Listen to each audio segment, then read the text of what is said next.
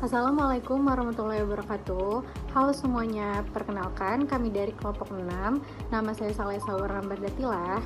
Saya Sausan Salsabila. Dan saya Zahwa Nurlailia. Kali ini saya ingin menjelaskan analisis mengenai kesulitan membaca pada seorang siswa kelas 2 SD yang mengalami disleksia. Di video ini penjelasannya akan dibuat singkat, jelas, dan mudah dipahami. Pertama-tama, apa sih disleksia? Disleksia adalah gangguan yang berhubungan dengan bahasa. Anak yang mengalami disleksia biasanya kesulitan mengenali huruf, membaca dengan lancar, menulis, dan mengeja. Pada siswa yang kami amati pada kali ini, dengan inisial ALF, kesulitan ini terlihat jelas, terutama saat ia membaca dan mencoba memahami bacaan. Lanjut, apa saja sih ciri-ciri anak yang mengalami disleksia?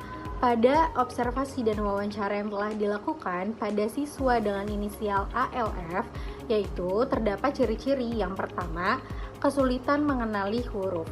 Beberapa huruf sering tertukar, misalnya huruf M dibaca sebagai W, huruf N sebagai U atau B dan D yang sering tertukar. Yang kedua, kesulitan mengurutkan huruf.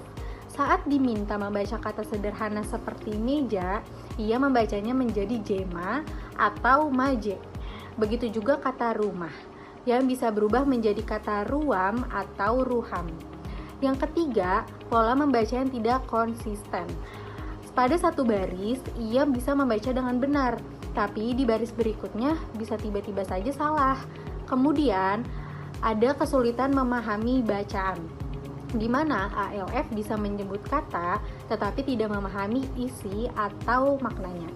Dan yang terakhir, kesulitan fonologis atau mengeja, seperti sulit membunyikan huruf dan ejaannya sering berubah-ubah. Selanjutnya kita masuk ke penyebab dari kesulitan. Kesulitan yang dialami oleh ALF itu tidak muncul begitu saja, tetapi ada beberapa faktor yang dapat berpengaruh. Yang pertama itu dari faktor biologis. Proses otak yang berhubungan dengan bahasa berkembang sedikit lebih lambat dibanding anak seusianya.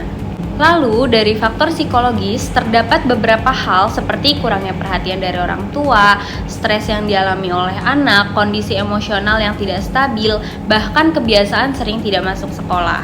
Nah, hubungan yang kurang baik dengan guru itu juga dapat berpengaruh pada motivasi belajarnya. Sementara itu, dari faktor pendidikan, metode mengajar yang digunakan kurang sesuai.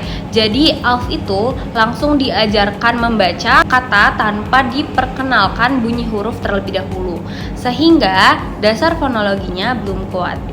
Selanjutnya, kita masuk ke bagian intervensi yang sudah dilakukan. Guru di sekolah sudah melakukan beberapa intervensi untuk membantu ALF, misalnya dengan menggunakan metode multisensori, di mana anak tuh belajar melalui visual, suara, dan juga gerakan fisik secara bersamaan. Nah, guru juga memberikan bimbingan individual di luar jam sekolah dengan materi yang sudah disesuaikan. Selain itu, media visual seperti kartu huruf berwarna dan juga buku gambar itu dapat digunakan untuk mempermudah pengenalan huruf.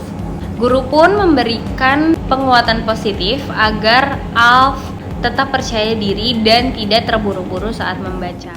Jadi, dari hasil analisis kami, kelompok merekomendasikan beberapa langkah tambahan, yaitu pertama, latihan bunyi huruf dilakukan setiap hari agar anak semakin familiar dengan suara huruf. Kedua, sering memberikan latihan huruf yang bentuknya mirip seperti B, D, atau M, dan W.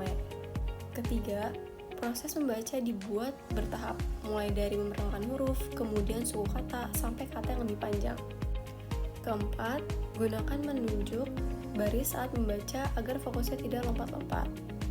Dan terakhir, orang tua sebaiknya mendampingi latihan membaca minimal 10 menit setiap hari untuk mendukung perkembangan anak.